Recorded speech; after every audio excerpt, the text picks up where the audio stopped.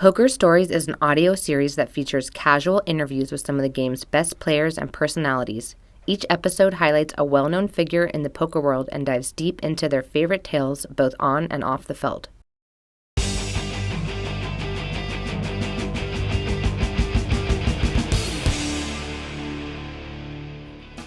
Welcome back to Poker Stories, brought to you by Card Player, the Poker Authority. Once again, huge thanks for all of the listens we've been getting from pretty much all over the world. It's been super cool to see people listening from places like Argentina, Lithuania, and like Vietnam. Today's episode features Andrew Lichtenberger, known by many as Lucky Chewy. Andrew broke onto the poker scene back in 2009 when he finished 18th in the World Series of Poker main event. And most recently, he won his first bracelet at the 2016 series. He has nearly $9 million in live tournament earnings and another $3 million online. So here it is, my conversation with Andrew Lichtenberger. Andrew? Chewy? Yes. What do you prefer? What do you prefer? I understand that you're all about, my comfort, but seriously, like, what's the barometer? I mean, your parents don't call you Chewy, right? No, they call me Andrew. So who calls you Chewy these days? No one says Lucky Chewy anymore, right? Some people, usually ones that don't know me as well, that just kind of are, I guess, allured by the nickname, because it's kind of a catchy nickname. Yeah. But yeah, mostly people from poker that are fans, and then my closer friends from poker pretty much all call me Chewy. Yeah. Some call me Andrew, but not many. It feels weird calling a man by his online screen name these days. Yeah, Chewy was my nickname before poker, though, so... So what's the origin of Chewy, or Lucky Chewy, or whatever? Third grade, my mother was packing me Chewy granola bars to take to school for lunch. I really thought this was going to be a Star Wars story. I know. Everybody gets tricked. Everybody thinks Star Wars. And this one kid just started calling me Chewy, and it caught on. Because of these granola bars. I guess it was fairly well known that I was eating these granola bars. And yeah, then poker came along. I threw Lucky in front. I thought, may as well be Lucky. And Lucky Chewy was born. Simple as that. I love the simplicity of a child just grasping onto, he ate granola bars and they were chewy. Yeah. Did you embrace it? Where you're like, I gotta bring the chewy bar today, Mom. That's my thing. That's what I'm known for. I don't know that I did. I think it was just, I really liked the bars. It was more of the thing. It was less like I gotta hold on to this nickname, more just, this is a crucial, nutritious snack throughout the day. This is a big part of my day. Yeah. I'm not going to be able to get through, math class without that Chewy bar. All right, so East Northport, New York. What is East Northport, New York like? It's funny you ask. I actually just went home for the holidays, and it was interesting seeing it with new eyes. I hadn't been home in a couple of years, and it's a really nice, kind of just quaint, small town. There's a little village by the water. But is this North New York? This is upstate New York? This is Long Island. Oh, okay. My mother is from Long Island. Oh, okay. Bayshore. Okay. That's not too far. I used to go to Bayshore for bowling in high school. Okay. We'd take a trip out there after school every now and again, bowl against the Bayshore team. But yeah, East Northport's really nice. I actually feel I didn't perhaps appreciate it as much as I could have when I was growing up, but very quiet, a lot of trees, a lot of nature, some nice hiking paths, trails, some nice beaches. Just a nice community. You don't have the Long Island affectations. I guess maybe you don't think I do. Some people think I do.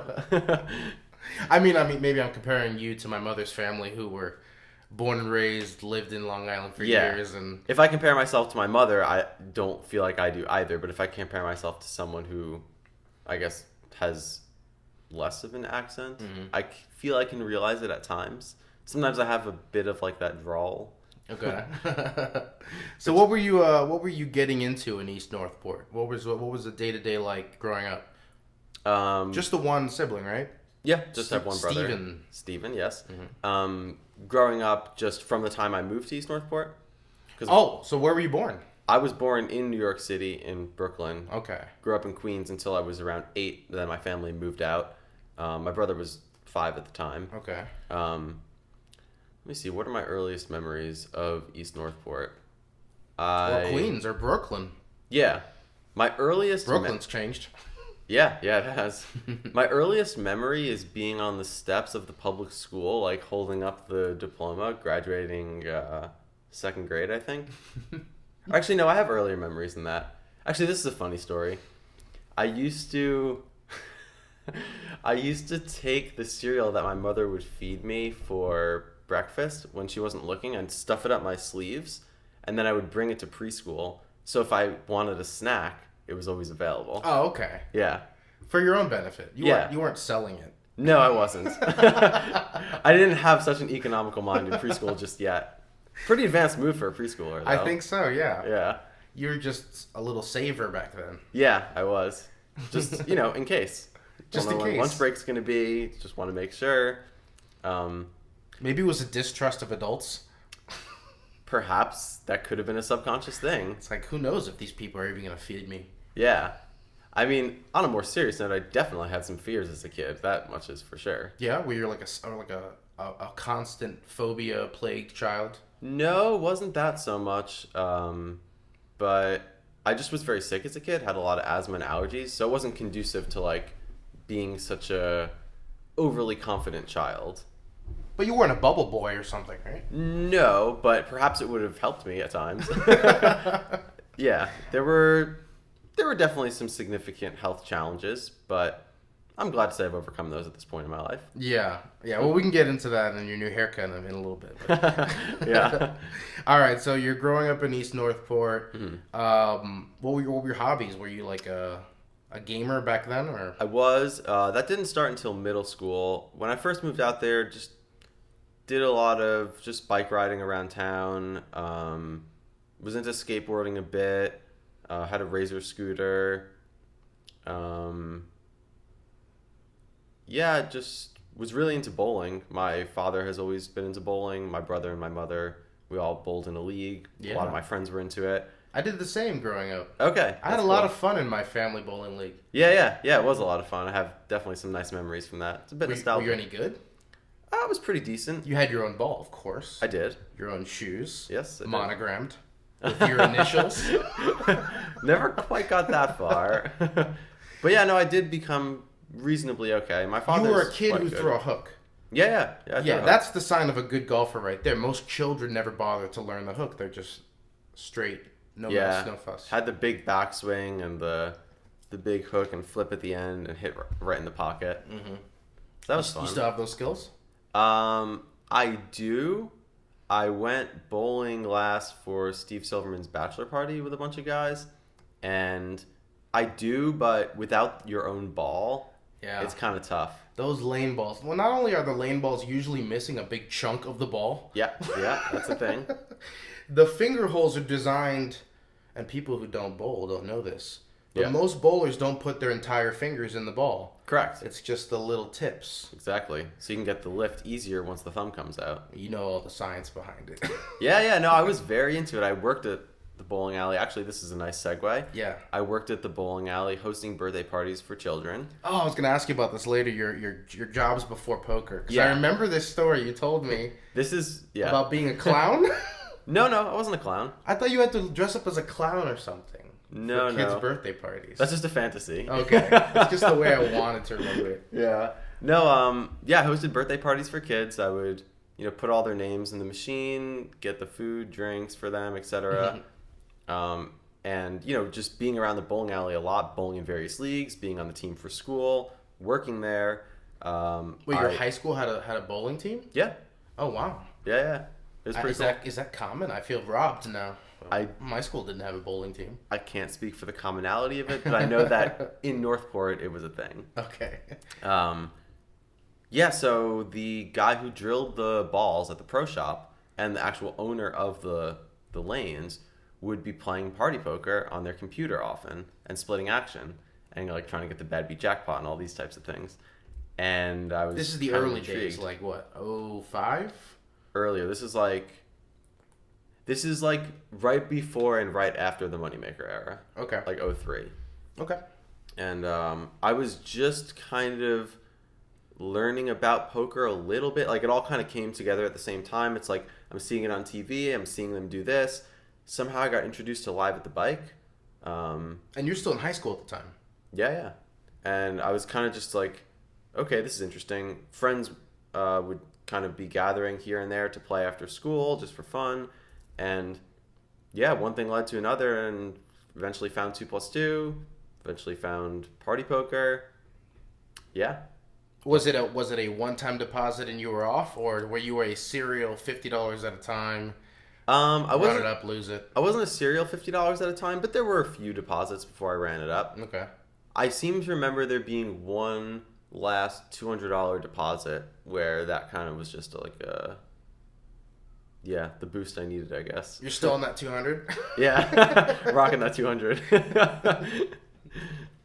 Once that 200 goes. Yeah, then I'm screwed. All right, so what was the plan going out of high school? College? Was that a... Yeah, I went to Stony Brook University. Mm-hmm. It's kind of funny. I enrolled with no major. I had no real plans in life generally. I didn't...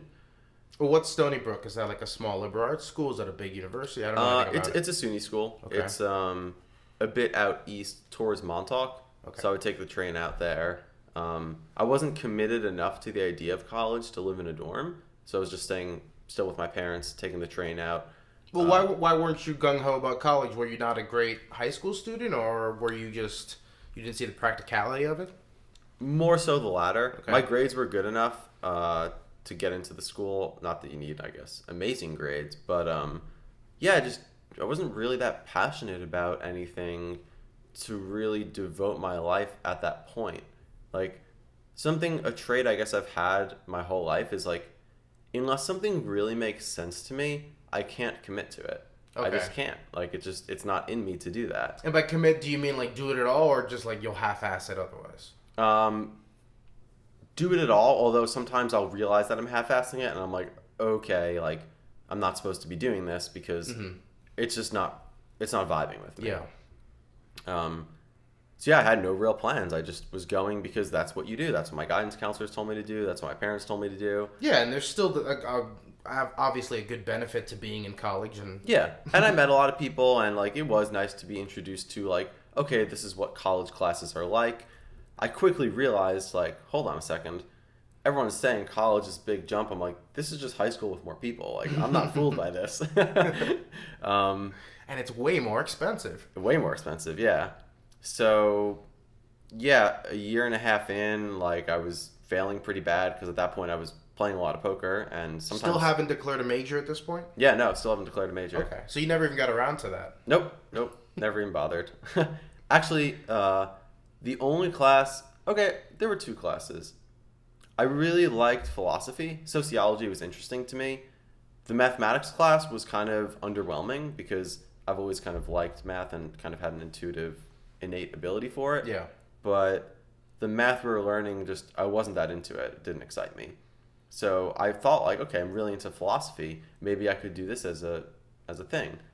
Everybody I spoke to said, there's no point, there's no money in philosophy, do something else. Yeah, you get a philosophy degree to become a philosophy teacher. Yeah, it was good advice, but it was also not encouraging to stay in college. So yeah. A year and a half in, it's like, okay, you're failing, you have to do a better job. And at that point I was doing well enough at poker. I mean, I wasn't crushing, but like I think I had like maybe a $20,000 or $30,000 bankroll, which for a kid my age was kind of sweet. And I was like, it's more than enough money for a college student. Yeah. And I was like, I just think I'm gonna just let this GPA keep slipping. I'm not really that excited about anything at college, so yeah, eventually I just dropped out, and then I think my first poker trip went to Indiana to stay with A.E. Jones and a couple other guys, and some of us drove out to Turning Stone, and that was kind of where I met and mingled with some poker players. And wait, you flew to Indiana to drive back to New York? I stayed with them in Indiana for a while. They were planning to drive anyway. Oh, okay. And I knew them from the forums at that point and was chatting on AIM and stuff, Instant Messenger. So I was You must have been to Turning Stone by that point. I'd been, yeah. But it wasn't... in upstate New York?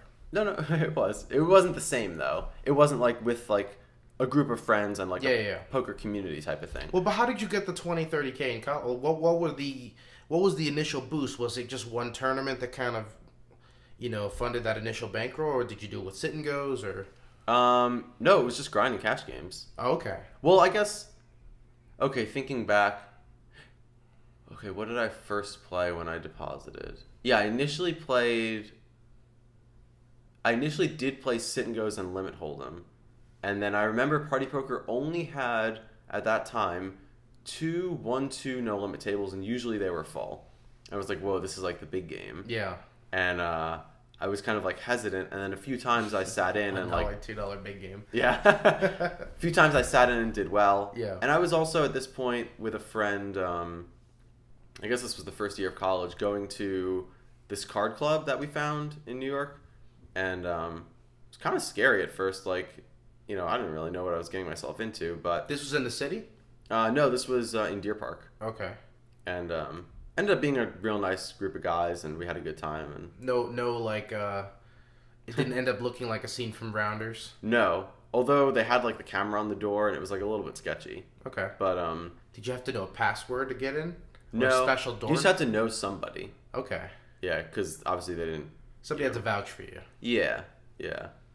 The first night we kind of were like, are we getting cheated? Like, what's going on here? But it ended up being cool. So yeah, I played that 1-2 game a few times and was doing well. And then I remember very distinctly one night, Party Poker just decided to come out with 2-4 and 3-6 no limit 6-max tables. And that night there was a massive snowstorm and school got canceled the next day. And I was up playing all night because these had just come out and I was doing well enough in this 1-2 big game. So this bigger game was real exciting. And I think like I did well at first and then I kind of got smashed at the end, but it was kind of real intriguing for me. And then from there I just kept playing the no limit games, and I guess just the strategic mind I had from just innate ability or developed from like the other games I played. Like I played a lot of Blizzard games, like Diablo, StarCraft, Warcraft, World of Warcraft, etc. What are those called? They're obviously strategy games, but there's a special word for those type of games, right? Some of them are MMO, massive multiplayer online role-playing games. Some of them, I'm not sure what the correct acronym is for like a StarCraft or a Warcraft.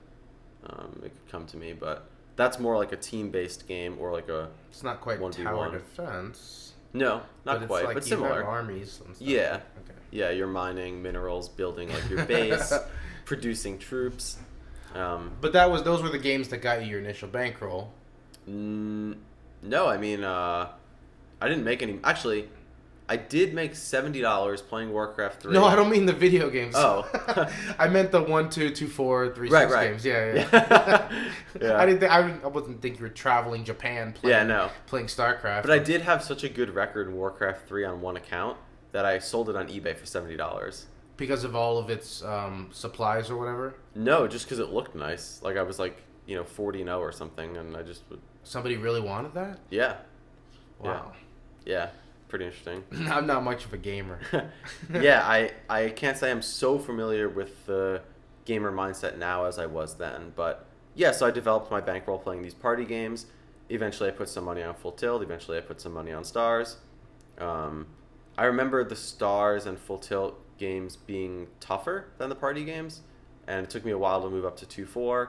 And then around the time that I was dropping out of college or making that decision to... I was kind of steadily winning at 2-4. Okay. But you were dropping out with the idea, hey, let's give poker a shot. It was definitely a foremost consideration, but I wasn't super tied to the idea. I was like, well, this seems like the best idea in this moment, but we'll see what happens. And I distinctly remember reading a thread in the medium stakes no limit pot limit section on 2+2 where it was a kind of discussion of, is it worthwhile being a poker pro? And I remember one guy saying, which stuck with me to this day, like, he's like, I'm 40 or 50 years old or whatever, and I love what I do, and it's really hard work, and if you don't love it, like, you can't do it. And I was just like, yeah, but I really do love this. I think I can do this. Okay. And that was kind of, like, really inspiring for me.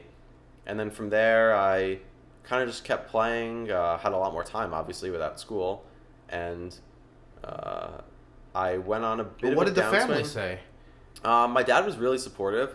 My mom was supportive. I gotta say, your dad shows up a lot on random message boards, and Yeah. your dad, as far as like poker parents go, I think he might be up there with like Blair Hinkle's mom. You know what I mean? Like, yeah, he's awesome. Super fan. Yeah, he's a big fan of poker. Loves the game. Loves following how I'm doing, how all my friends are doing. Just loves the industry. So he was really supportive. My mom was understandably a little bit concerned, but also supportive. Like my parents have been very lovingly supportive throughout my life and whatever I've wanted to do. So yeah, I went on a bit of a downswing and then just kind of caught the heat where I final tabled like an F-Tops 1K for 100K, and then just had multiple other like 5-figure scores and won a PCA package, and from there I was just kind of thrown into the ocean, so to speak, and went to the Bahamas that following January and met a whole lot more people, and that was really like what built up momentum. And then I remember another Turning Stone trip, becoming quite close with Steve Silverman, Dan Smith. I already knew Randall Flowers quite well. Okay.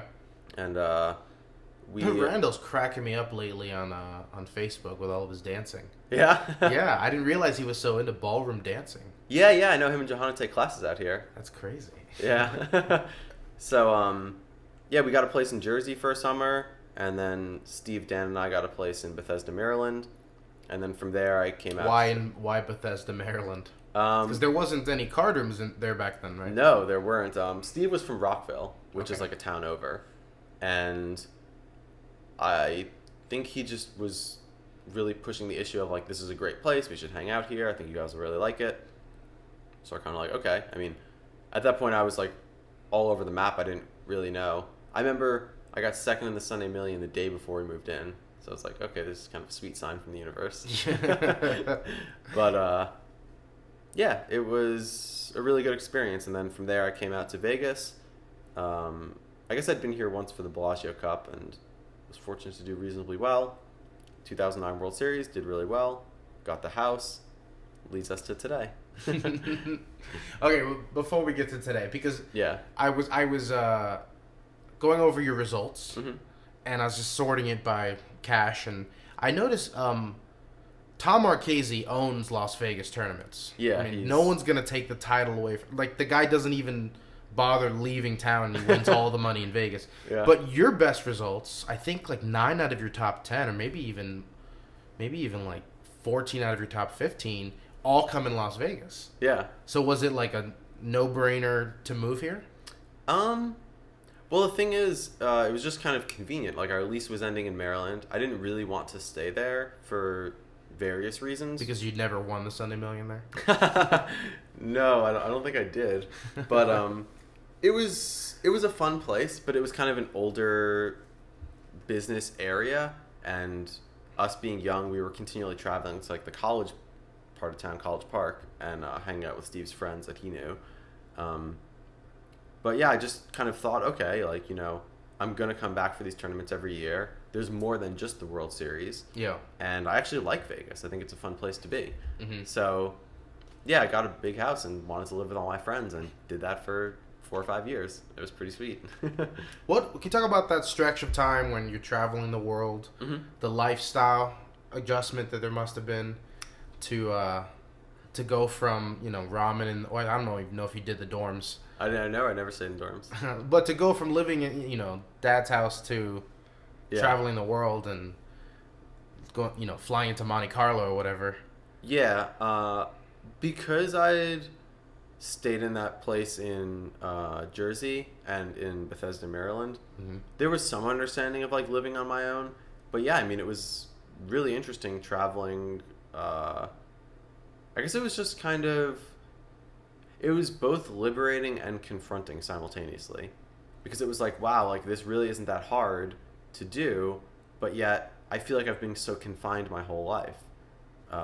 You know, just growing up in New York. What do you mean it's not that hard to do? Not poker. You're talking about just see the world. Yes. Yeah. Literally be of the world. Yeah, absolutely.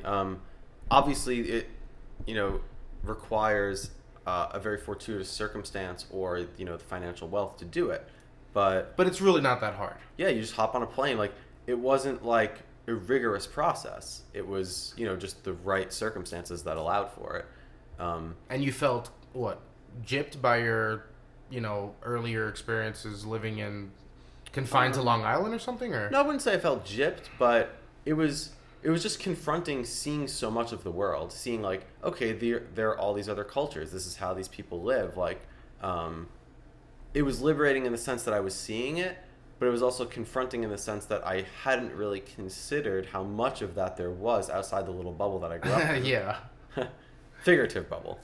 No, it's a shock. Yeah, it is. And it was really great. And, I can still remember, like, my first trip to Monaco, my first trip to Cannes, my first trip to London, Barcelona, all these places. Mm-hmm. And, yeah, it was awesome. Does anything stick out from those times? Trip to Macau. Okay. That was just really not a lot of poker players talk about Macau. Yeah? Well, I'm just saying, everything's all hush-hush. Who's playing, what they're playing. I went in 2008, so everything was different then, I guess. But what was the experience like? Was it, obviously the flight must have been grueling. Yeah, it was tough. It was just tough because we were on a big downswing at the time, and we didn't do well there. And the figurative, you and what, your horses, or? Steve Silver and I used to like split action. Mm-hmm. Zugwat, yeah. And he was doing poorly and I was doing poorly. Mm-hmm. And neither of us did well in Macau. And we kind of just were fish out of water, so to speak. Like, it was just such a different place. We met Tony Dunst on that trip, which was pretty cool. Oh, okay. And we got to know him. And we did have a good time, like, hanging out. But it was, as far as the confrontation goes, like, being in Macau was just really interesting. It's like, wow, this place is so different. Seeing just the lines of baccarat tables and just kind of seeing how everybody interacted with each other. Yeah. And I remember we were hard-pressed to find food that we liked. That was difficult at the time. I'm sure it's changed a lot since, but yeah, that was an interesting trip. Definitely sticks out. You're forced out of your comfort zone. Very much so, yeah.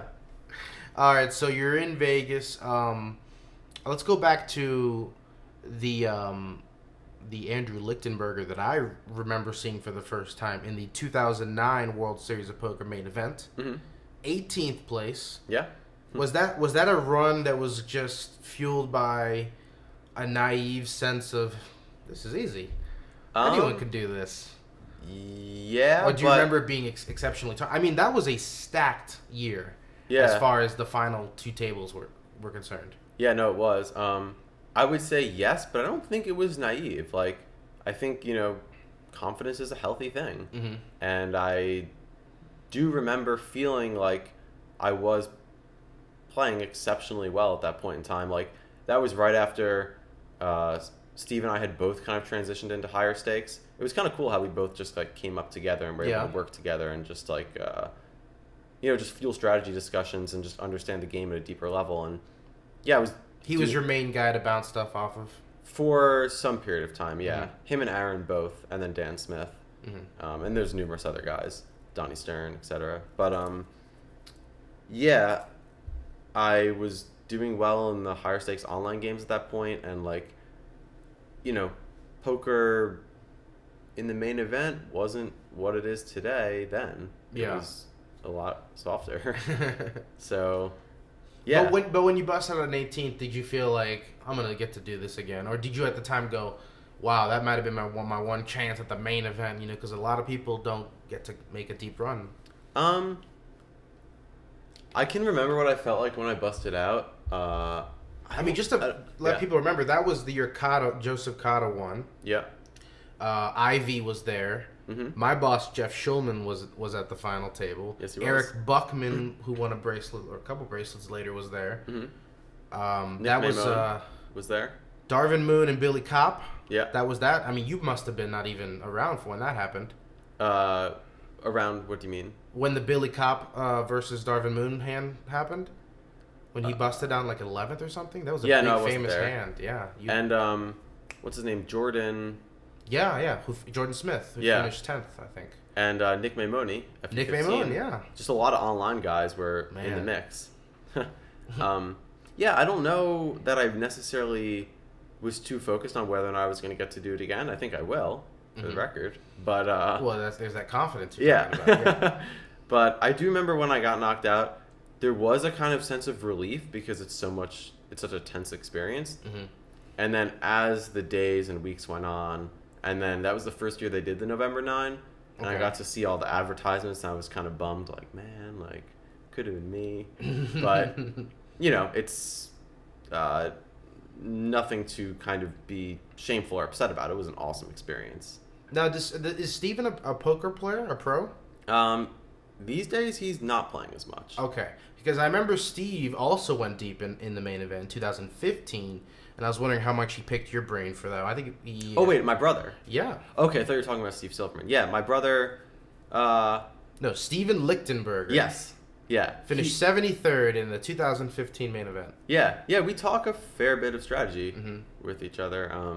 You know, I'm always just trying to help him. I feel like, you know, I know kind of what he's going through in a sense, but obviously the climate for poker is a lot different.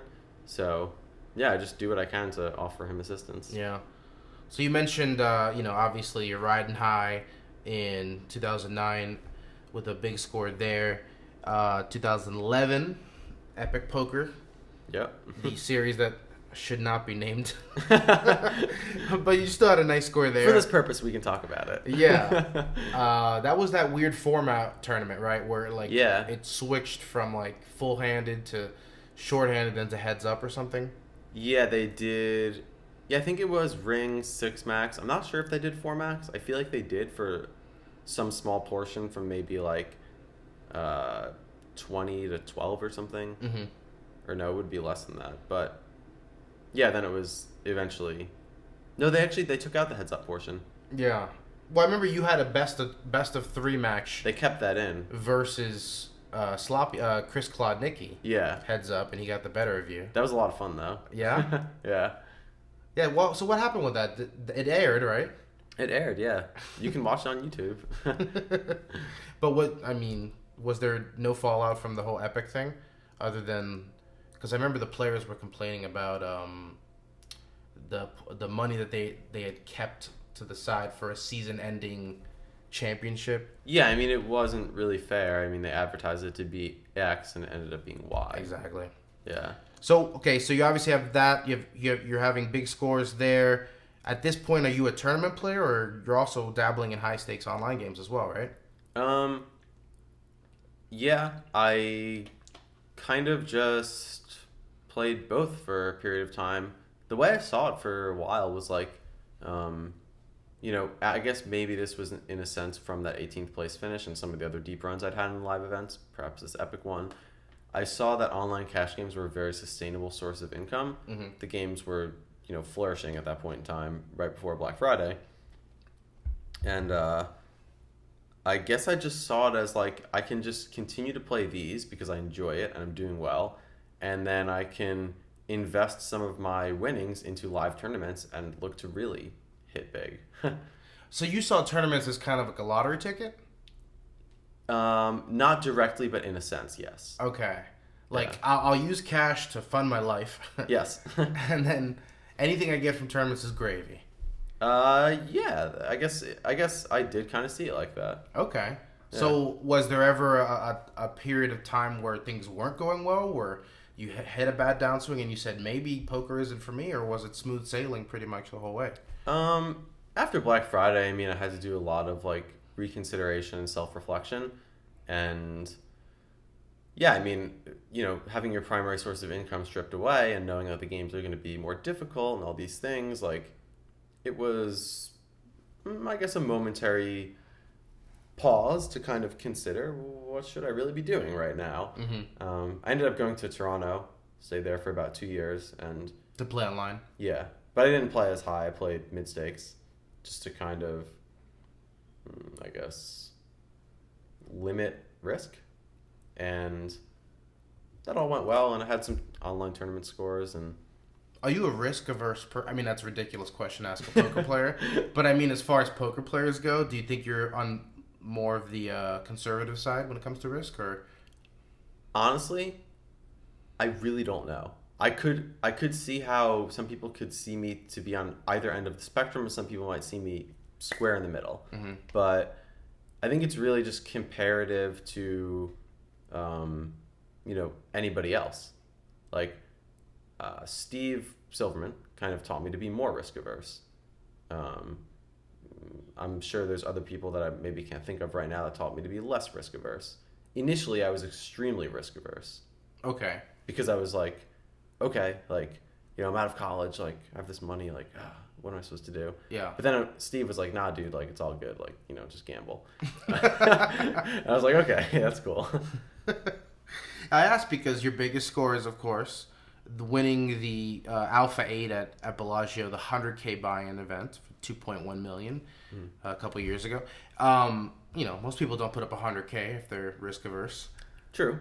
But you've been done well in these high rollers, these 25Ks, 50Ks at Aria, against the best in the world. What motivates one to want to put up big stakes or big buy-ins against the best in the world,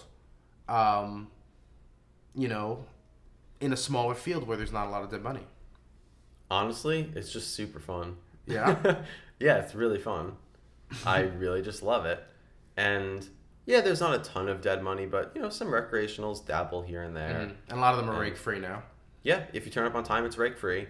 And I mean, Carrie's just done an incredible job, like, putting these tournaments on. Like, it's just a great experience.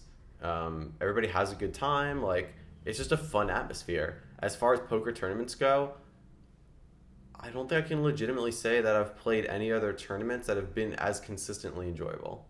I have to say, I interviewed Eric Seidel a couple years ago for a cover, and he singled you out as one of the more impressive younger guys that he competed against. I'm not sure if he ever told you that. I think you had just beaten him heads up in something. So I think that might be why he had you on his mind, but I don't know if that rings a bell to you. Yeah, we played heads up in one of these Aria 25Ks. Mm-hmm. Went late into the night. I don't even know when it finished, like 8 a.m. or something. Mm-hmm. Really kind of amazing experience. I feel like a compliment from Eric Seidel is like the ultimate. Yeah. Greatest. A guy who's been doing it that long and is still competing at that high level. Yeah, I mean, he's just super impressive. I've learned a lot from playing against him, and I guess in a sense, I could say the most valuable thing I've taken is just how relaxed he is. Like, he just kind of, to me, embodies unattachment. He's just there to the play. money, to the situation. Yeah, everything. The pressure. It's like, if you just like had a picture of his face, you couldn't tell if he was just, kicking back watching a show or playing high stakes poker. Do you feel the same about yourself? No, not always. I'm working towards improving that.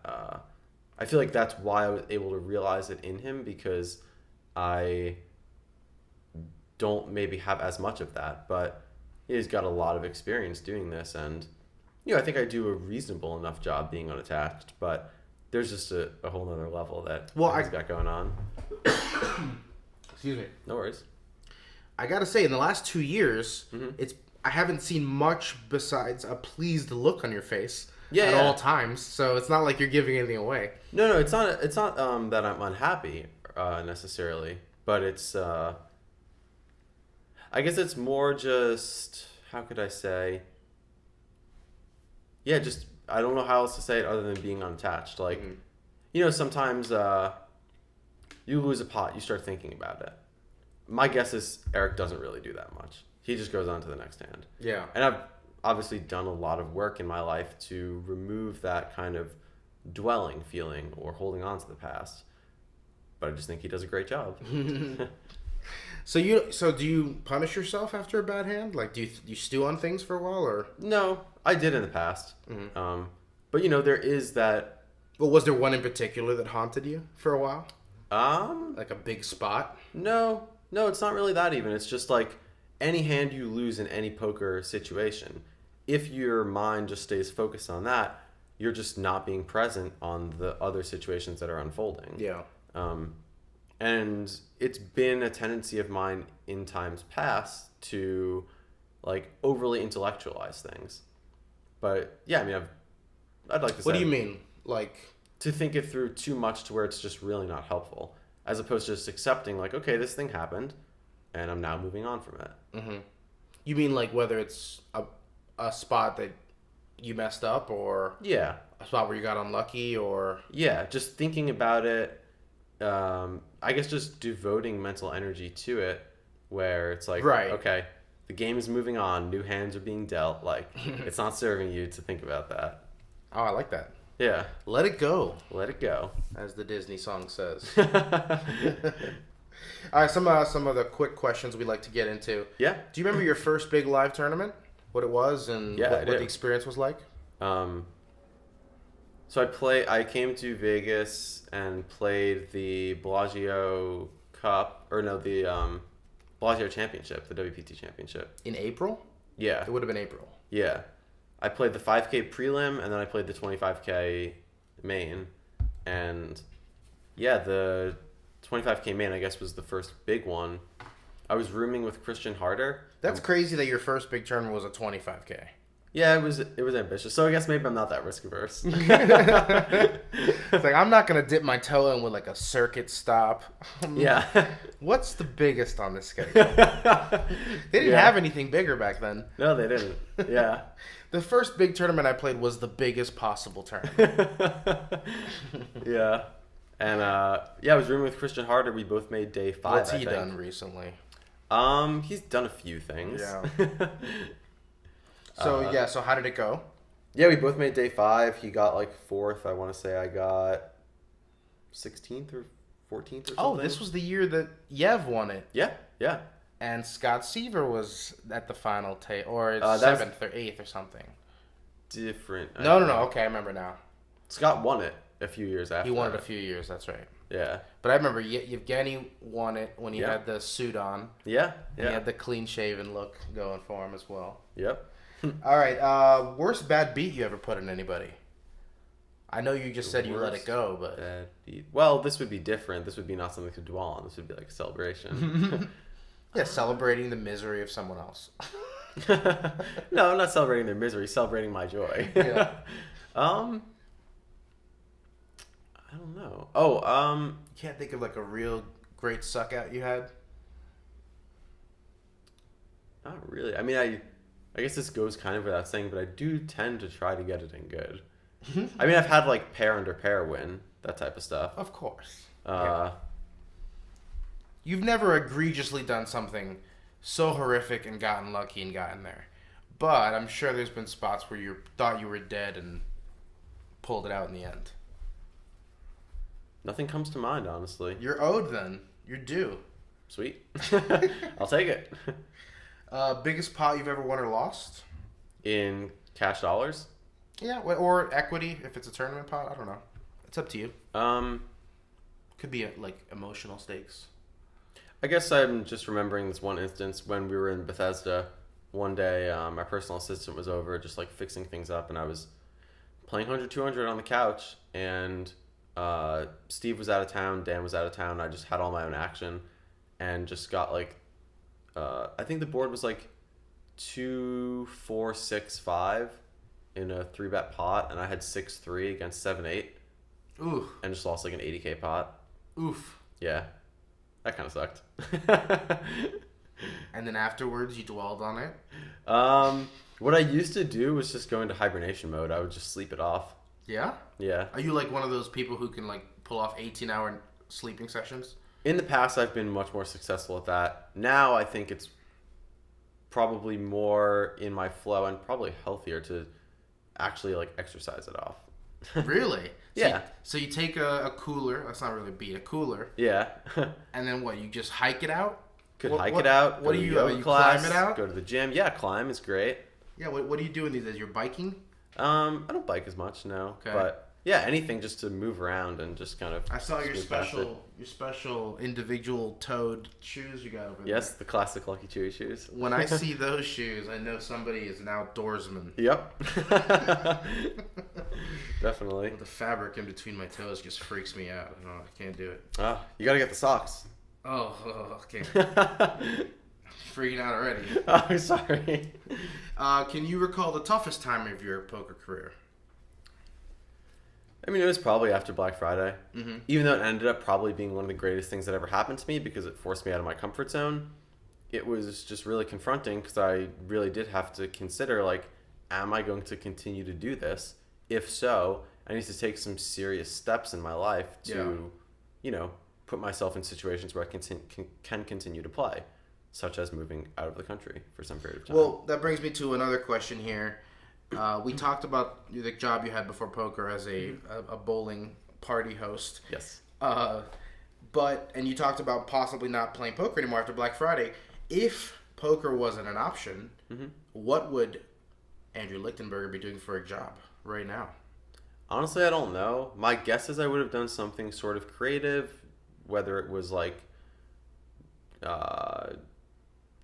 drawing, sketching, painting, computer design. Are you pretty talented artist? I don't know that I'm super talented, but I did do a lot of it in high school, and some of my closer friends got involved in that, I guess, industry thereafter. So my guess is I probably would have leaned in that direction, but I really don't know. Were you a landscape guy? What do you mean, like Bob Ross type stuff? Yeah, happy trees and happy rocks. No, but I do actually find it intriguing to pursue that further. So maybe the next time we do one of these, I can tell you yes. Yeah, Maybe I'll have a nice picture up here next time that I painted. Yeah. So what were you doing? Were you into tagging walls in your skateboard gang? No. I just took a lot of artistic classes at school. Like, I took a sculpture class, took an art history class, took computer design, drawing, painting. Like, I guess in my high school years, we had like the option to take these elective courses. And, there was the option of music, like technology, film, etc. And just this high school sounds arts. Amazing. They had a bowling team and all those electives. Wasn't bad. I mean, New York state tax is a real thing. They're putting it towards something, right? Exactly. Don't know if this applies to you. Do you have a good gambling degen story, but not poker related? I mean, I guess the only one that comes to mind is a group of friends were playing Chinese poker late into the next morning, and we left at like 9 or 10 a.m. this guy's house, and the sun was shining, and Ashton Griffin was like stumbling over and just starts talking about how you can climb this like hill in the distance. The Ashman, Ashton Griffin. Yeah. Okay. And I was just like, dude, I don't think you can. Like, I don't want to doubt you. But how big was this hill? I mean, I don't know that I can quantify it in terms of actual height, but from where I was standing, it looked pretty insurmountable. An insurmountable hill. Yeah. Keep in mind, okay, so Ashton Griffin is like 5'2". Yeah. But he's pure muscle. Yeah. And didn't he win a bet where he had to run like 75 miles in a day or something? Yeah, he did. That was after this. If I knew the future, I obviously wouldn't bet against him in this case. Okay, so you had the worst of it. Yeah. No, I lost. We eventually settled on just 10,000 even money that he can't climb this hill. Oh my gosh. Yeah. And he just climbed it, and I mean, he was pretty gassed and like said that at one point there was like a scorpion chasing him, and he saw a snake, and like there were various bees out there. I mean, it was a pretty serious endeavor. He definitely worked for his 10,000. It wasn't just like he strolled up a hill, I feel like using the word hill is not selling it very well. Do you have a word better than hill? Because insurmountable hill doesn't make any sense. I would call it a mountain, but I don't know where the differentiation or where the inflection point lies between hill and mountain. Somewhere between. Somewhere between, though. Is there a word for a mini mountain or a large hill?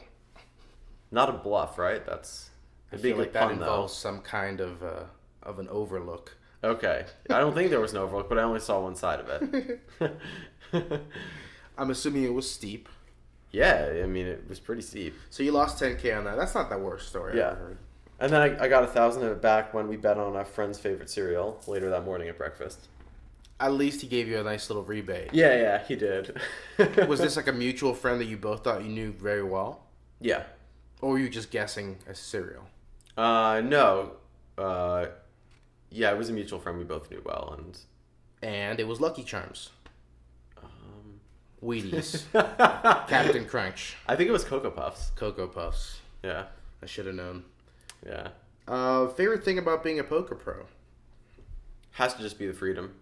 Yeah. Has to just be the freedom it allows you in your life. Like, there's just nothing I'm really held back from doing.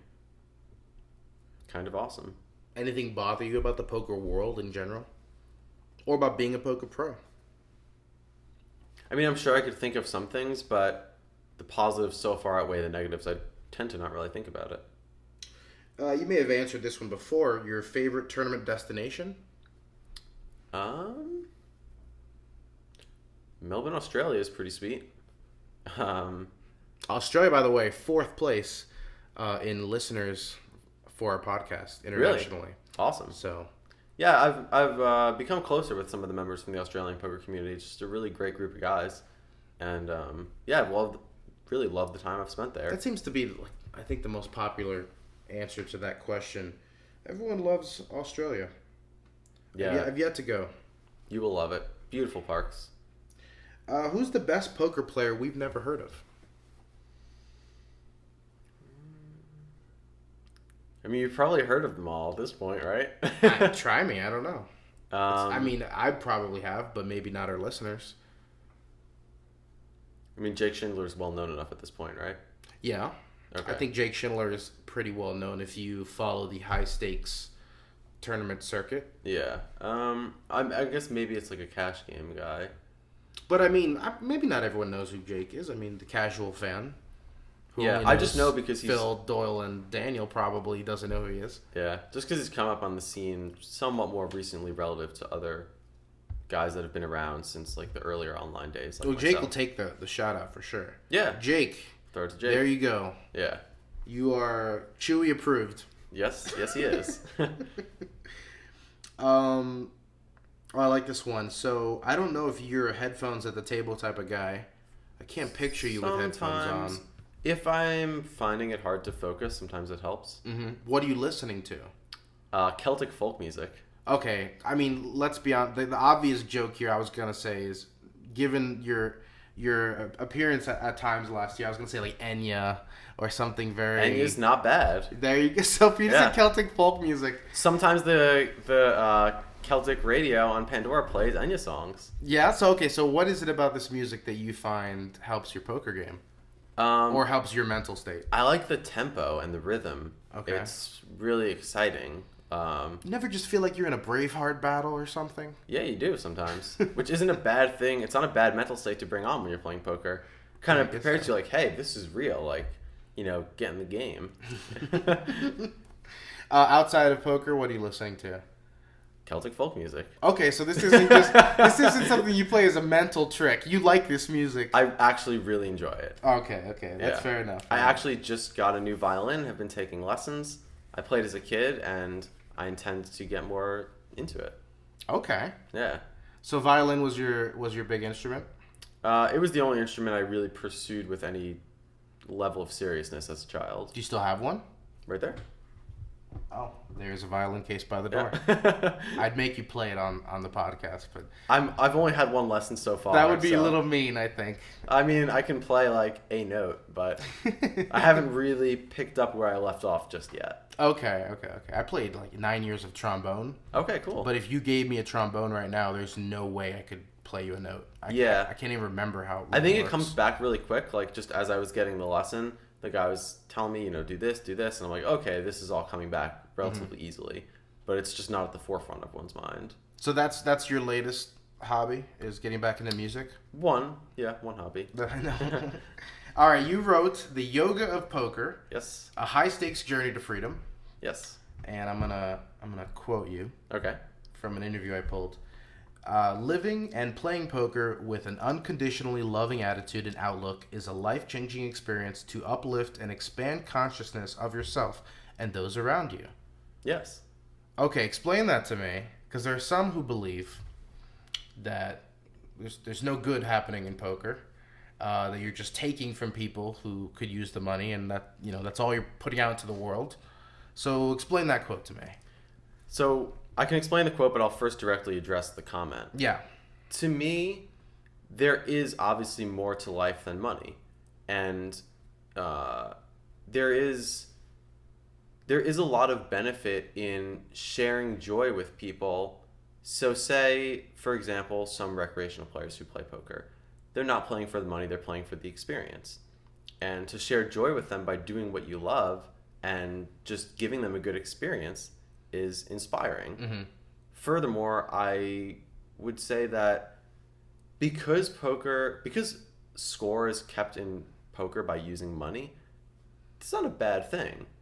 And I kind of see it as like, say in a game of basketball, if someone drives past you and scores a layup, you don't see that as such a bad thing. Why does it have to be perceived as a negative thing if somebody pulls a big bluff or like gets a great value bet in poker? Okay. And I feel that to kind of release judgment and embrace the just unconditional love of the world and experience that through poker and learn about yourself and allow other people to learn about themselves.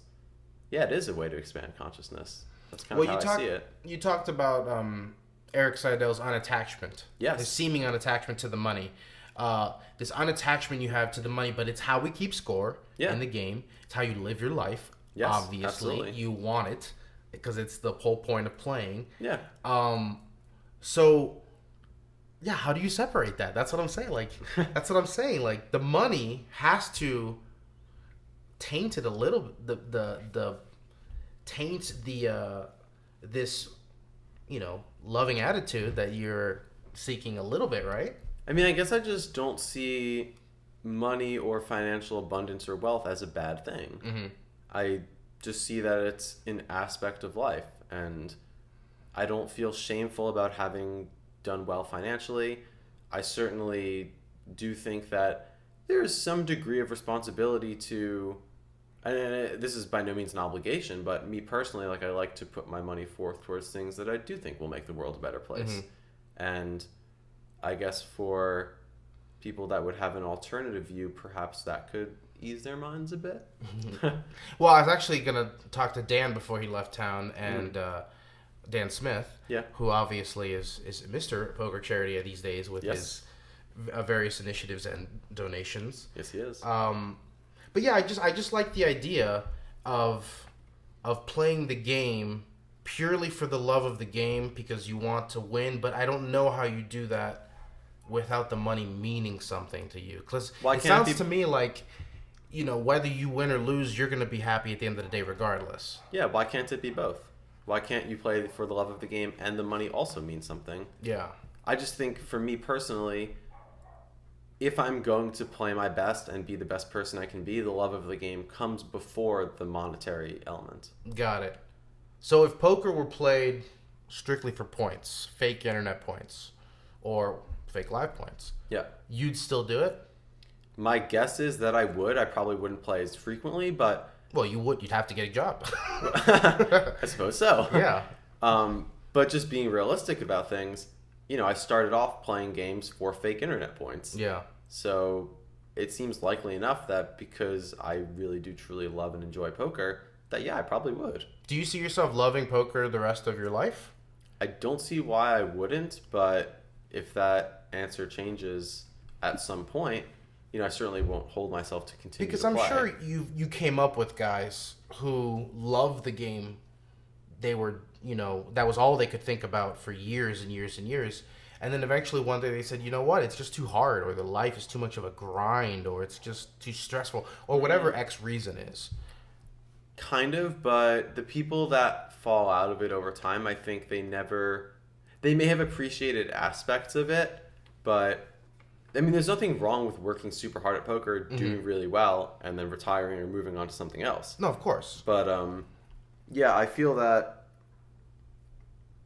there's always kind of been a difference in the way I've seen the game and the way a lot of my friends who don't play as much had perceived it. If that makes sense. Okay. So let's talk about Lucky Chewy Poker. Yes. Very exciting. Why start an online site in this particular climate? Why not? Okay. I mean, it was just kind of being in the right place at the right time, knowing the right people that have, similar intentions and initiatives. When I was in India, my friend's family, who knows programmers and coders, has the ability to create something like this, approached me with the idea. I said, sure, let's see what happens. Here we are nearly 2 years later, and we're hoping to go live in India with real money either later next month, if not sooner. So was this done because you felt there was an opening in the market you can capitalize on, from a strictly business perspective, or was it done as a response to the way other sites have done things in the past that maybe you weren't happy with? It was done in some sense for both of those reasons, and also just because they appreciated how much I loved poker, and poker is kind of an up-and-coming game in India. It's becoming more popular. There's definitely a business element to it all, but you wouldn't do it if there wasn't a demand, obviously. But I think they just kind of were really appreciative and intrigued by how much I enjoy poker and just kind of my perception of it, I suppose. I read that you worked alongside the PPA in Washington. I did at, when was this? 2 years ago, I guess. I was down around this time of year for the CPAC, and they had a booth there, and I went down, hung out with them, got people to help sign their petitions, and it was cool to meet all of them, and we hosted a just fun poker night afterwards with a bunch of people. Yeah, I read that you had a quote here saying that they pretty much don't understand what the real poker world is like down in DC. That we're largely ignored. Oh, that the poker world isn't understood by politicians? Yes. From being in DC and speaking with working class individuals, they pretty much unanimously agree that this isn't fair, it doesn't make any sense, and they were willing to sign our petition to allow online poker players to play poker when they want. So it was almost as like you were educating them at that time, no, seriously, this is all we're asking for. Yeah. And they were just like, really? That seems reasonable. Yeah, that was, yes, exactly the sentiment that I experienced. Yeah, not that surprising. It does seem reasonable. Yeah. We're not asking for much. No, we're not. I read that your life changed on a road trip with Ryan D'Angelo. Yeah, it did. So tell me about this road trip, because I know it led to a new diet, and then you said you credited the diet when you won your bracelet last year as well. So let's talk about that.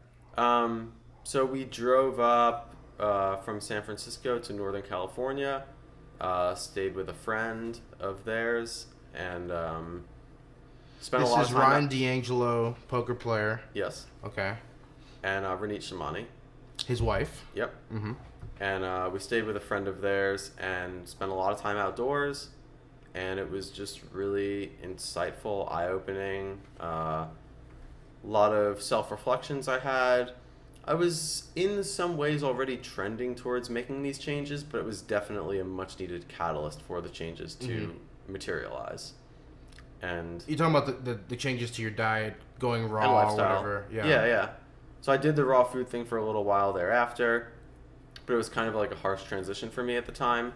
And then I made slower changes, cutting out meats, cutting out dairy, eventually became fully vegan, and over time I've moved back into the all raw diet. And you think this is necessary, or that it helps your poker game? Yeah, I do. It's kind of awesome. Jason Kuhn was telling me the same stuff, and look at him, he's doing great. Yeah, he's ripped, and he's obviously winning everything, so. Yeah, I find that just eating those kinds of foods during poker tournaments, it's really helpful because the body just doesn't need much to digest them, and it gives you a lot of energy. I'm not opposed to eating heavier cooked foods like, rice, lentils, those are your cheat days? No, I wouldn't call it a cheat day.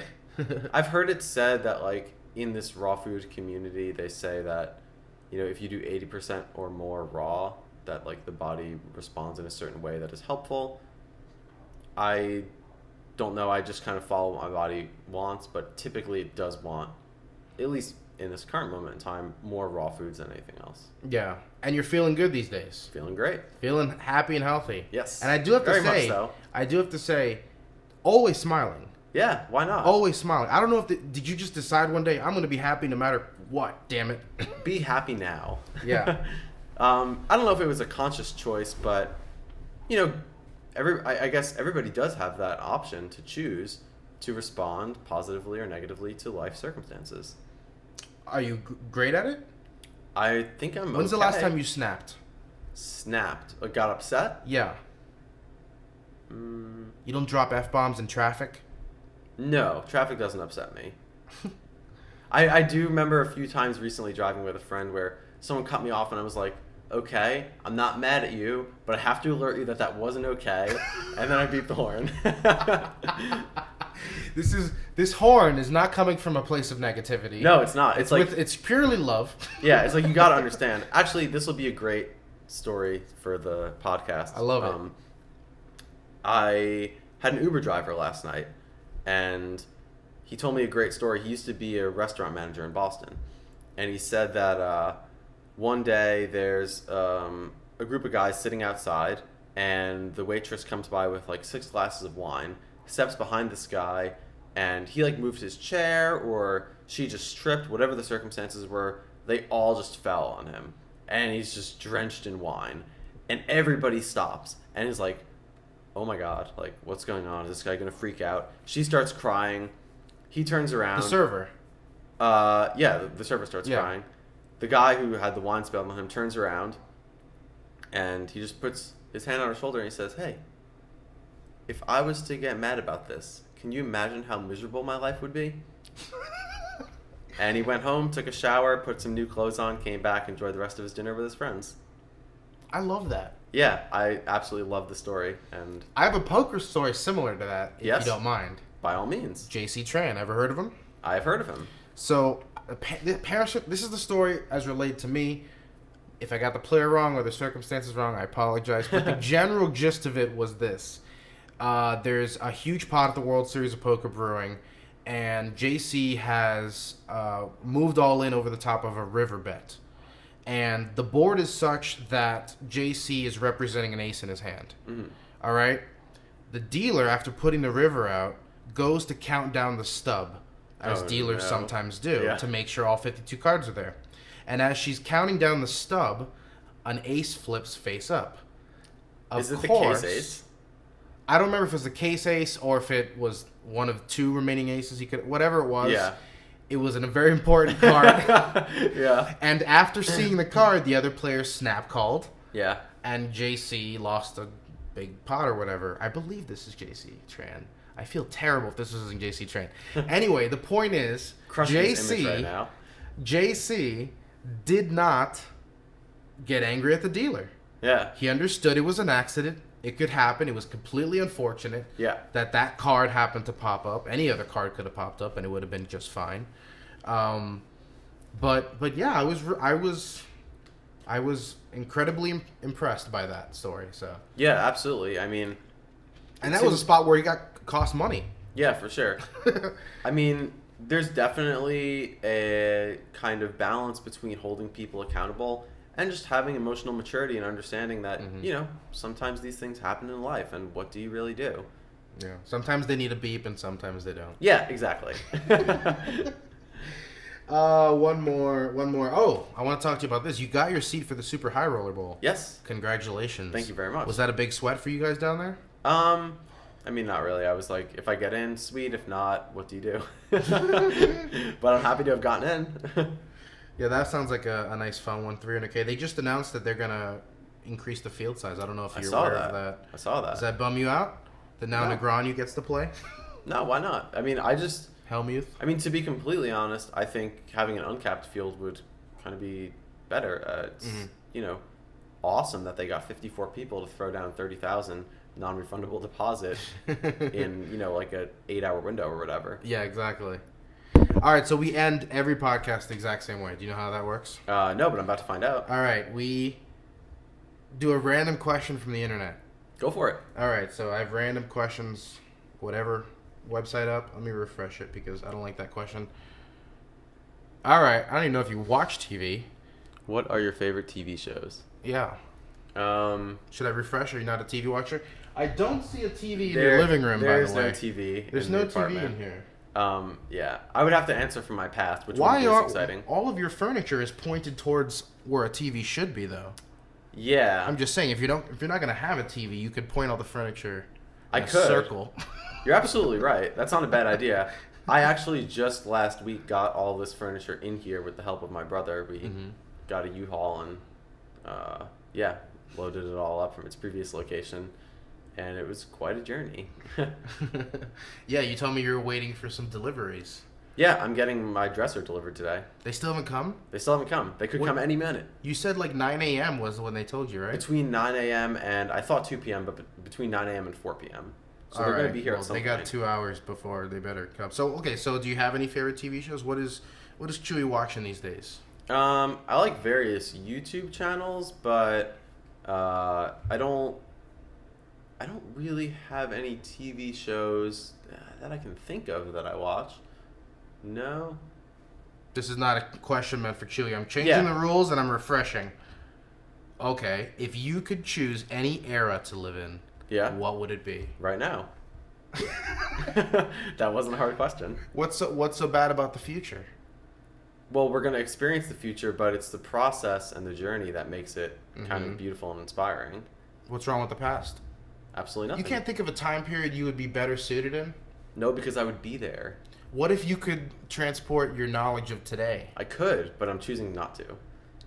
I would go back 1 year. Why? And invent something that I know about this year. But then you wouldn't be in a year's time in this same reality now. You'd be in a different timeline. Maybe I'm unhappy. Maybe I haven't chosen happiness like you have. You seem pretty happy. Yeah, that's true.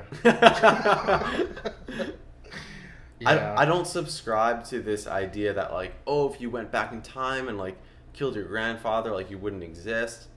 I think there's just infinite timelines, infinite parallel realities. Really? Yeah. This is interesting. Did you see the very poorly rated movie Passengers that just came out in December? I haven't. Would you recommend it? Well, I guess it's better than the review said. Okay. But in the movie, the whole concept is they are passengers and they're in hypersleep, and it's going to take them like 90 years to get somewhere. Okay. And then 90 years to get back.